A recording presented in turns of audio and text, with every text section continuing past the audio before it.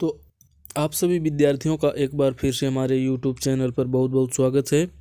तो आज के वीडियो में हम लोग पढ़ेंगे इतिहास लेखन की पद्धतियाँ। इतिहास लेखन की पद्धतियाँ मतलब हम लोग हिंदी साहित्य का इतिहास पढ़ रहे हैं। ठीक है, इतिहास नहीं, हिंदी साहित्य का इतिहास, हिंदी साहित्य का इतिहास पढ़ रहे हैं। ठीक है, जो भी कोई भी एग्ज़ाम आप देने जा रहे हैं अगर जिसमें हिंदी पूछा जाता है तो इससे क्वेश्चन ज़रूर आता है हिंदी साहित्य के इतिहास से। तो हिंदी साहित्य के इतिहास की पद्धतियाँ हम लोग आज इस वीडियो में देखने वाले हैं। ठीक है, तो हिंदी साहित्य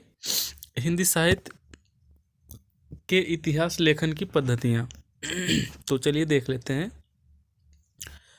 ये बहुत ही महत्वपूर्ण वीडियो है आप लोगों के लिए। कोई भी एग्ज़ाम आप देते हैं अगर टीजीटी पीजीटी या कोई भी एग्ज़ाम, तो इससे प्रश्न आते रहते हैं। ठीक है, तो देखिए इतिहास लेखन की सबसे प्राचीन पद्धति है। इतिहास लेखन की सबसे प्राचीन पद्धति कौन सी है? इतिहास लेखन का मतलब हिंदी साहित्य का इतिहास की बात हम कर रहे हैं, हिंदी साहित्य के इतिहास की बात कर रहे हैं।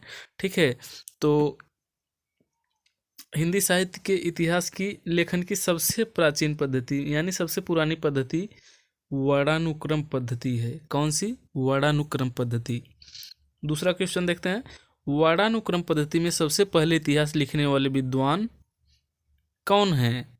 तो वर्णानुक्रम पद्धति में सबसे पहले हिंदी साहित्य का इतिहास लिखे थे गारशा द तासी, ये विद्वान हैं, और इनके ग्रंथ का नाम था, मतलब हिंदी साहित्य का इतिहास जो लिखे थे उसका नाम था इस्तवार द ला लिटरेच्यूर एंदुई ए हिंदुस्तानी। इसके आगे चलते हैं, देखते हैं गारशा द तासी, यहाँ टासी हो गया है, तासी रहना चाहिए। ठीक है, गारशा द तासी के बाद वर्णानुक्रम पद्धति का प्रयोग करने वाले विद्वान हैं। मतलब गारशा द तासी के बाद फिर कौन विद्वान किसने किया था इस पद्धति का प्रयोग?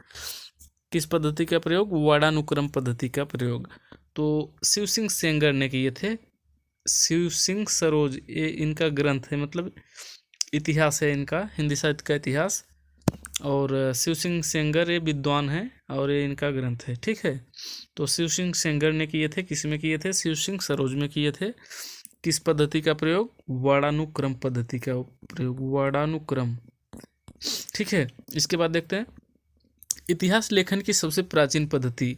तो अभी हम लोग ऊपर देखे वर्णानुक्रम पद्धति, जिसको गारशा द तासी ने प्रयोग किए थे। इसके बाद इतिहास लेखन की सबसे प्रसिद्ध पद्धति की बात देखिए, अगर सबसे पुरानी यानी प्राचीन पद्धति की बात आए तो वर्णानुक्रम बताएंगे। सबसे प्रसिद्ध पद्धति की बात आए तो कालानुक्रम बताना है, जिसका प्रयोग सबसे पहले ग्रियर्सन ने किए थे। अगर सर्वश्रेष्ठ पद्धति की बात की जाए तो विधेयवादी पद्धति है, जिसका प्रयोग आचार्य रामचंद्र शुक्ल ने किए थे अपने इतिहास में। ठीक, तो यहीं से कई प्रश्न बन सकते हैं, तो इसको आप लोग ध्यान देंगे। आगे देखते हैं कालानुक्रम पद्धति का सर्वप्रथम प्रयोग किसने किया? तो कालानुक्रम पद्धति का ग्रियर्सन ने किए थे। कहाँ पर, किस ग्रंथ में? तो the modern vernacular literature of Hindustan में। ठीक है, किस पद्धति में रचनाकारों के परिचय से ज़्यादा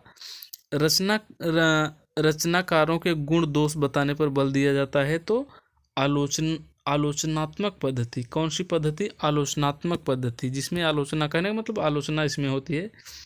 गुण दोष जब बताएंगे तो आलोचना ही उसको कहा जाता है। ठीक है, तो इसको आलोचनात्मक पद्धति कहेंगे। आलोचनात्मक पद्धति का सर्वप्रथम प्रयोग किसने किया? तो आलोचनात्मक पद्धति का सर्वप्रथम प्रयोग किए थे रामकुमार वर्मा जी ने। किसमें? हिंदी साहित्य का आलोचनात्मक इतिहास में। इसके बाद आगे चलते हैं, शास्त्रीय मान्यताओं, भाषा विज्ञान आदि के आधार पर रचनाओं का मूल्यांकन किस पद्धति में किया जाता है? तो वैज्ञानिक पद्धति में किया जाता है। इसको भाषा वैज्ञानिक पद्धति भी कह सकते हैं। ठीक है, इसके बाद देखते हैं अगला, वैज्ञानिक पद्धति का सर्वप्रथम प्रयोग किसने किया? तो वैज्ञानिक पद्धति का सर्वप्रथम प्रयोग किए थे? गणपत चंद्र गुप्त ने हिंदी साहित्य का वैज्ञानिक इतिहास में।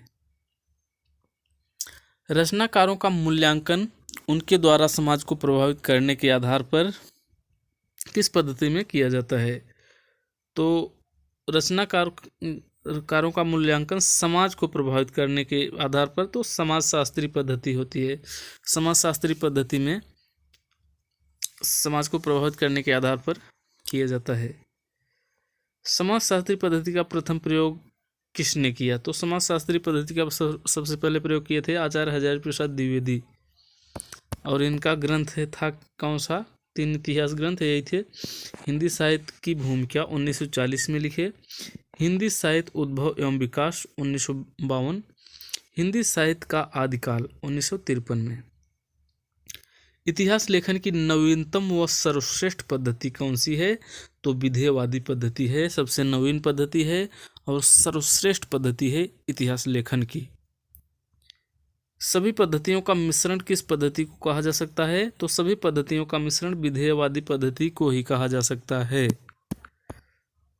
इसके बाद दोहरा नामकरण किस पद्धति की विशेषता है? तो दोहरा नामकरण विधेयवादी पद्धति की विशेषता है। किसकी विशेषता है? विधेयवादी पद्धति की विशेषता है। दोहरा नामकरण मतलब एक काल का दो नाम रहता है, जैसे आदिकाल का 2 नाम है, आदिकाल और वीरगाथा काल, ठीक है। तो दो नाम होता है विधेयवादी पद्धति में। इसके बाद विधेयवादी पद्धति का सर्वप्रथम प्रयोग किया तो तेन ने किए थे, लेकिन ये विश्व में किए थे। विश्व में अगर पूछा जाए किसने किया तो तेन। अगर हिंदी साहित्य के इतिहास में कौन किया ये पूछा जाए तो आचार्य रामचंद्र शुक्ल हैं, ठीक।